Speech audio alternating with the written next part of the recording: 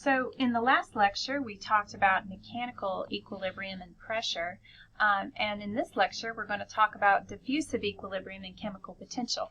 And this is so that we can fully understand the thermodynamic identity at the end of this lecture. This is accompanying our thermal physics course. We use Schroeder's thermal physics text for this. It's a great book. I recommend it. So let's launch right into it. Diffusive equilibrium. Okay, we've already talked about a couple other types of equilibria. We've defined thermal equilibrium. So that's when you have two systems, say A and B, and you place them in thermal contact and you allow them to exchange energy. When they do, when they've got no more net exchange of energy, the thing that's the same once they've completed that process is the temperature. So thermal equilibrium is when two substances have the same temperature. Now, mechanical equilibrium, we discussed that in the last class. That was when you had two systems and you allowed them to exchange volume in between the two until there was no more net exchange of volume. Once that occurred, once there was no more net exchange of volume, the pressures between the two systems were the same, and that's mechanical equilibrium. So, let's talk about diffusive equilibrium, and perhaps more importantly, let's focus on what's the same once they come to diffusive equilibrium. So, in order to do this, let's have a mental picture. Okay, on our mental picture here, I've got a little sketch. We've got two systems, A and B, and A is the green system and blue is system B. Okay, and we're going to allow these two systems to exchange internal energies, right, until they come to thermal equilibrium, and then we're going to allow them to exchange particles. Now, the way that they're going to exchange particles, in my mental picture, I have like a mesh screen or something in my head, little tiny holes in it, and the particles can move through the little holes. So we're not allowing the membrane to move, okay, we're just allowing the particles to move through these tiny holes from side A to side B, okay? And when they do that, they will eventually no longer have a net exchange of particles in between systems A and B. Okay, so the driving thing behind all of this is, of course, the entropy. What will happen is the two systems will have a net exchange of particles until the entropy of the two systems as a total is maximized, okay? So what I've got here is a little sketch. This is two systems, A and B, right? And system A is the one that starts off at 0 here on the left and goes up to 100 on the right. And system B is the one that starts out at 100 on the right and moves to, 0 on the right and then moves to 100 on the left. Now, what I've got here plotted on this horizontal axis is the number of particles in A. So, of course, when A has all the particles, the entropy of B is 0 and vice versa. Okay? So, kind of take a second, adjust your head. Sometimes it takes me a minute to think about that. But what will happen is you have system A and system B, and they each have their individual entropies. But the total entropy of A and B will be SA plus SB. So you add the two entropies of the systems to get the total entropy of the system. Okay? Now, in order to maximize the energy, it's going to exchange internal energy, which is not pictured here, but it'll also exchange a number of particles, okay? Now, the total number of particles in system A and system B is fixed. In other words, they're allowed to exchange particles with each other, but not with the universe as a whole.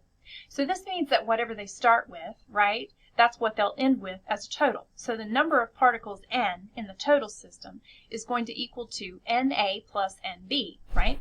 So let's say here we had a total number of particles of 100, right? Then either A can have none of them and B can have all of them, right? Or vice versa, or some point in the middle, all right? And what will happen is at some arrangement, the entropy will maximize, and that will be when it's in diffusive equilibrium. Now, what comes to equilibrium? What is the same once this is achieved? Okay, so what we're going to define is the chemical potential mu of the system. So the chemical potential is what is the same once the two systems have come to diffusive equilibrium. Mu is defined here. Mu is equal to negative times the temperature times partial S with respect to N, holding U and V constant. So in other words, S will fluctuate as the number of particles in each system fluctuates, okay, until it's maximized. The total entropy is maximized. All right, so we're allowing N to vary and watching what happens to S. When that happens, when it's maximized, the thing that's the same in the two systems, A and B, is the chemical potential of the two systems. All right, so getting into this a little bit more, okay? First of all, mu minus T times partial S with respect to N. Let's talk units, okay? Remember that S has units of joules per Kelvin. N is a number of particles, so that's dimensionless. And if we multiply joules per Kelvin times Kelvin, like we're doing here in this partial, then the units are going to be joules. So the SI units of the chemical potential is the joule. Now, it's a negative number by convention, all right? So if we place these two systems in contact and allow them to come to diffusive equilibrium, the chemical potentials are then going to be the same. So mu A will be equal to mu B, okay? And this is at a specific temperature. So here we have partial SA with respect to NA times negative T is going to equal to partial SB with respect to NB, okay? All right, so let's think about this. Let's say that one system starts out with more particles than the other system, okay? So the point I've picked to think about this is, let's say over here at the number of particles in A is 80, okay? So here, we start over here, let's say, and then let the system evolve from there. So let's look at the slopes of these two lines, the functions for S for system A and the functions for S for system B, okay? If one side, like A, has more particles than another, B, then the slope, partial SA with respect to NA, is less steep. So you can see here, I've got this purple for A, the number of particles slightly greater than 80. I've got a slope over here. And you can see that the slope for A is less steep than the slope for B. If you stare hard enough, you can convince yourself of that, okay? So what's going to happen is that they're going to come to equilibrium at some intermediate point. At here, they come to equilibrium when the number of particles that A has is 60. So that means that A is going to lose particles, which would mean that the entropy for system A would drop. Now, system B is going to gain entropy to get to 40 particles, because right now it's at like, what, less than 20, slightly less than 20. So it's going to gain entropy, right? But it comes to equilibrium when the two slopes are the same, and that's pictured here at 60. The magnitude of those two slopes is the same, okay? And then when you sum the curves, that's going to be when the slope of the total entropy is 0, a horizontal line, okay? Now, because the slope of partial SA with respect to NA is less steep than partial SB with respect to NB, that means that even though A loses particles to B, as a whole, the system will gain entropy. And that's why the chemical potential is a negative number by convention, okay? Now, that may seem kind of confusing when looking at this, so I wanted to go into it just a bit more. Here we have mu is minus T times partial S with respect to N, holding U and B constant. So let's say that we're looking at very finite changes of S and N. So my partials go to deltas. So I can write mu is going to be approximately negative T times delta S over delta N, okay, for a finite small change. Let's assume that a system gains or loses one particle. Okay, if a system gains a particle, then by this definition, right, let's rearrange, we have negative mu over T is equal to delta S over delta N. So that means that delta S would be equal to negative mu over T times delta N. So if it gains a particle, then the amount that delta S changes would be negative mu over T, right? If it loses a particle, then the amount that delta S changes is mu over T, right? So because of that negative sign, though, mu is negative by convention. So if you take the absolute value of mu, then it becomes plus minus absolute value of mu over T. So you can see that if a particle is gained, then delta S increases, okay? So that's why mu is negative by convention, because you want your entropy to increase as your number of particles increases. All right, I hope that's clear. If it's not, pause the video and stare at it until it makes sense to you, okay? Remember that our expressions for S are always, so far, proportional to n times k, where n is the number of particles and k is Boltzmann's constant. There's going to be some other function multiplying that, but it's always proportional to the number of particles. So you want s to increase as the number of particles increases. To get that to happen, you need to have mu be a negative number.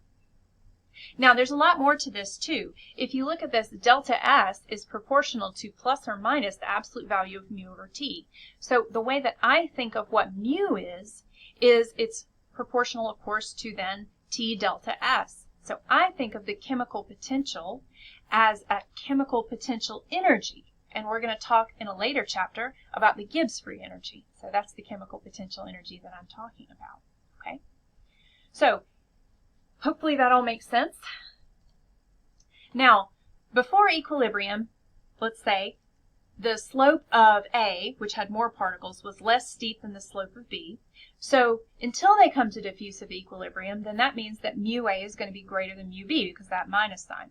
So the magnitude of mu A, if you think about it, is less because of the minus sign. It's a larger number. Okay? So this tells us that particles will tend to move towards lower values of the chemical potential to establish equilibrium. All right, so if you have the two systems A and B in contact, right, what will happen is the particles will move towards the one with the lower potential energy, chemical potential energy, until they have equilibrium established. All right, so with the introduction of diffusive equilibrium and the chemical potential, we've now got three ways to change the entropy. We've got partial S with respect to U, that's 1 over T from our true definition of temperature, right? We have P over T is partial S with respect to V, holding U and N constant. And then now we have the definition of the chemical potential, which is mu is equal to minus T times partial S with respect to N. So if we wanted to kind of take together all of these different ways to change the entropy, we can look at ds. So the total variation of the entropy, ds, would be, via calculus, right, here we go, partial S with respect to V times dV plus partial S with respect to U times du plus partial S with respect to N times dN. Plugging in for what we solved for our different kinds of equilibria, then, that becomes P over T times dV plus du over T minus mu over T dN, okay? So those are all the ways that it can vary. Rearranging this, multiplying through by T, then we have the thermodynamic identity. du is equal to TdS minus PdV plus mu dN, all right? Now that's a very important equation for us. So let's break it down a little bit more. Okay, you should memorize this equation, by the way. The three laws of thermodynamics, if you don't walk out of thermal physics with anything else, I want you to have those things in your head, okay? So, du, that's our internal energy. That's how much the internal energy changes, okay? We have TdS, which, if you have a quasi-static process, we can oftentimes think of as the heat, right? Oftentimes, not always, but oftentimes think of the heat. Minus PdV, that's what we think of as our compression expansion work, okay? So that's our mechanical work. It's ignoring other forms of work, but there you have it. And then now we have plus mu dN, that's our chemical work, okay? If we think of mu as a chemical potential energy, then the mu dN, we can think of that as a chemical work, all right? So here's the different types of interactions. We have thermal, mechanical, and diffusive interactions. If you have a thermal interaction, then what they're doing is they're exchanging energy. And what will come to be the same once they reach equilibrium is the temperature. If you have a mechanical interaction, then that means that they can exchange volume. And what will become the same at the end of that interaction once it reaches equilibrium is the pressure. And then now we have a diffusive interaction. What they can exchange are the number of particles. And what is the same at the end once they reach equilibrium is the chemical potential, okay? So this is very important. This is table 3.3 from your book. You should really memorize this, okay? All right. So with the other types of interactions and the other types of equilibria, we found an equation for an ideal gas. So let's do that here, okay? Let's look at what the chemical potential would be for an ideal gas. All right, so minus mu over T is equal to partial S with respect to N, holding U and B constant. Now the Sackur-Tetrode equation is the equation for a monatomic ideal gas, right? That equation is Nk times the natural log of V over N times 4 pi mu over 3 NH squared to the 3/2 power, and then plus 5/2 Nk. All right, so that's our equation. Now, to make this partial derivative a little easier to take, I've got it separated out into parts here. So basically, I'm just expanding my Sackur-Tetrode equation, thinking about what I'm going to have to do with N. So if I do that, then I have this 5/2 Nk, right? Now, plus, I'm going to take my natural log here and then pull the n out of the argument of the natural log and separate it into two parts to make it easier for me to take a partial derivative. So I have 5/2 Nk plus, now, Nk times the natural log of V times 4 pi mu over 3h squared to the 3/2. That gets rid of any n's in the argument of my natural log, right? And now minus, isolating n in my argument of my natural log, I've got minus Nk times the natural log of n to the 5/2. It's minus because this n is in the denominator of my natural log argument, and it's 5/2 because I have an n and then times n to the 3/2 in the denominator, so that makes n to the 5/2 my power total. Okay, so that's just expanding it out. Now I'm going to take the partial of that with respect to n. Okay? Well, the partial of 5/2 Nk with respect to n is just 5/2 k, so that's easy. There you go.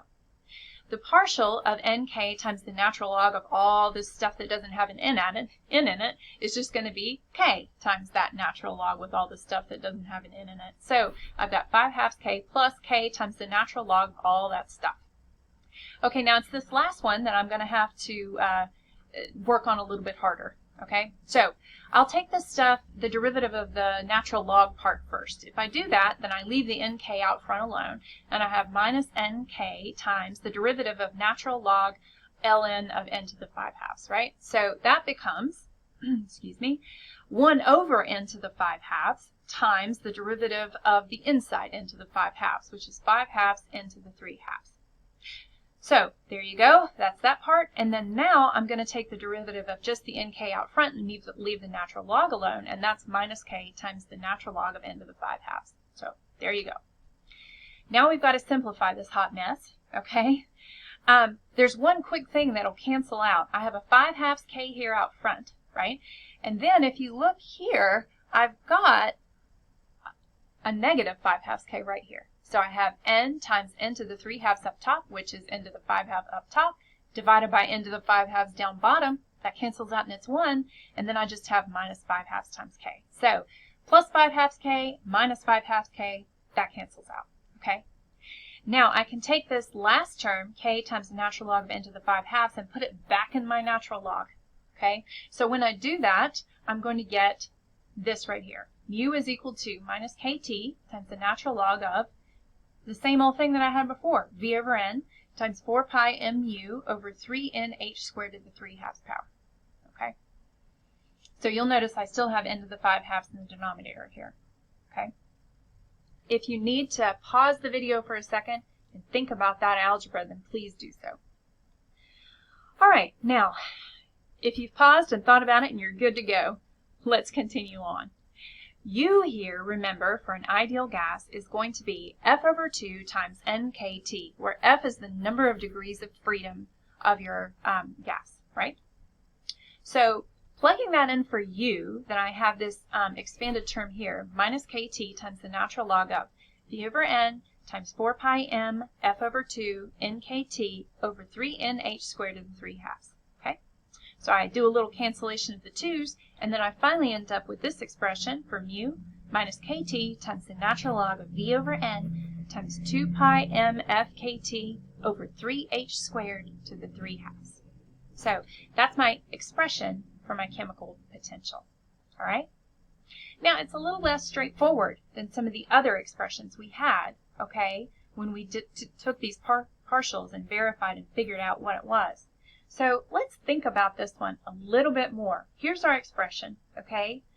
what would happen if we, say, for example, took a monatomic ideal gas like helium, right, and looked at it at room temperature, about 300 Kelvin, and about 1 atmosphere of pressure, which is roughly 10 to the 5th pascals, okay? So if we did that and plugged in for what mu is, let's try and get a feel for this, okay? K is Boltzmann's constant, so it's 1.38 times 10 to the minus 23 joules per Kelvin. H is Planck's constant, 6.626 times 10 to the minus 34 joules seconds. T would be 300 Kelvin.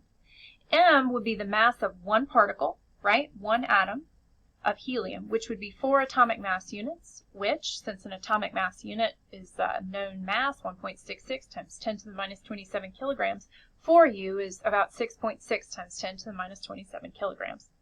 Now, V over N would be equal to KT over P by the ideal gas law, and that would give a volume for one atom of 4.02 times 10 to the minus 26 meters cubed per atom if you set P is equal to 10 to the 5th pascals and U equal to 3/2 KT, because F here would be 3 degrees of freedom for a monatomic ideal gas, okay? So plugging all those numbers in, I end up with a chemical potential of minus 0.32 electron volts, or, in SI units, minus 5.14 times 10 to the minus 20 joules. So this just kind of gives you an order of magnitude, a feel for what chemical potentials for ideal gases are under standard conditions. You know, negative tenths of eV or so, okay? So, now what would happen if I allowed N to vary? Because that's what we were talking about in the other system, allowing systems to exchange particles, right? And we said, okay, what would happen here? And they would come to, you know, some equilibrium. So what does mu look like as N changes, okay?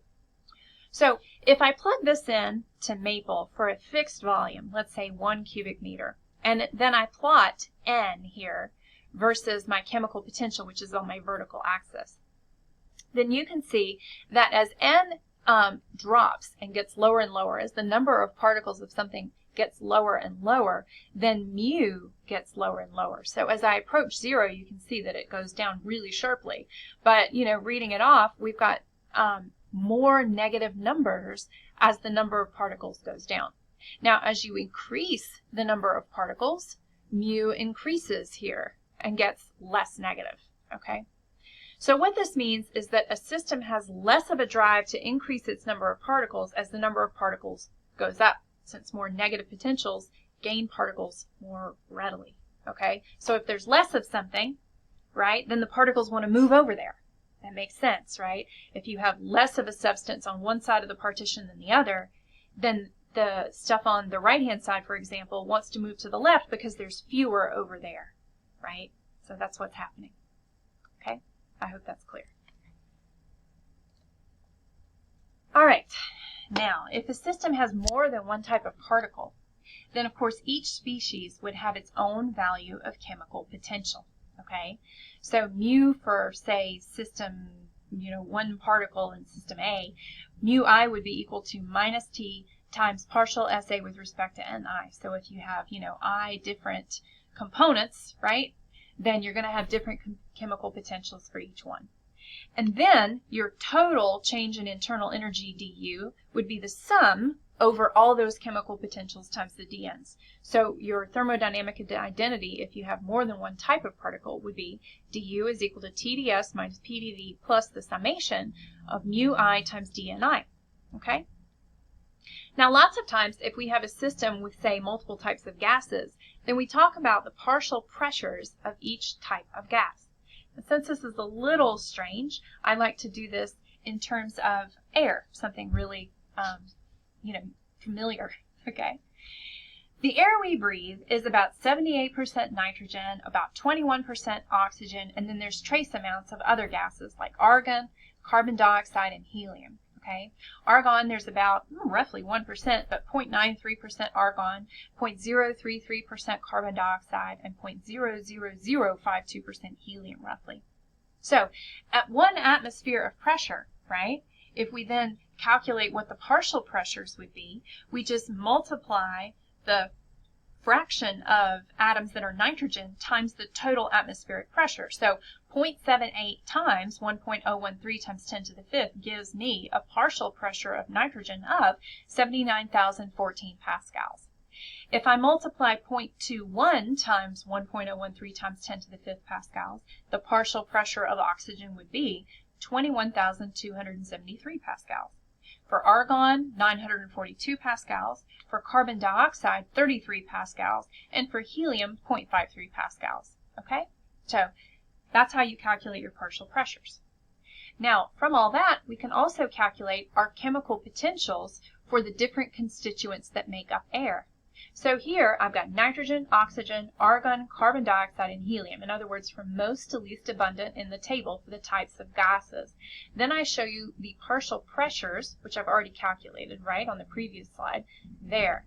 Now, what I can do is I can say, okay, the mass of each one of these things, N2 would be 28 atomic mass units, O2, 32 atomic mass units, argon, 40 atomic mass units, carbon dioxide, CO2, 44 atomic mass units, and helium, 4 atomic mass units.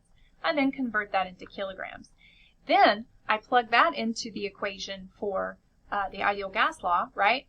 PV is equal to NKT, so in other words, the number of particles of I would be the partial pressure, right, times the PV is equal to NKT, so N is equal to PV over KT. So I plug that into the calculation here, okay? So then I get the number of particles of each constituent of I from the ideal gas law.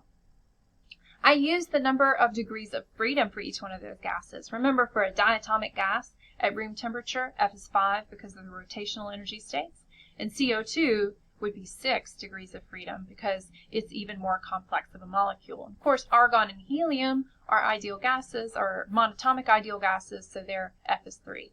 We then plug that into the formula that I had on our previous slide, right, for the chemical potential of an ideal gas, right?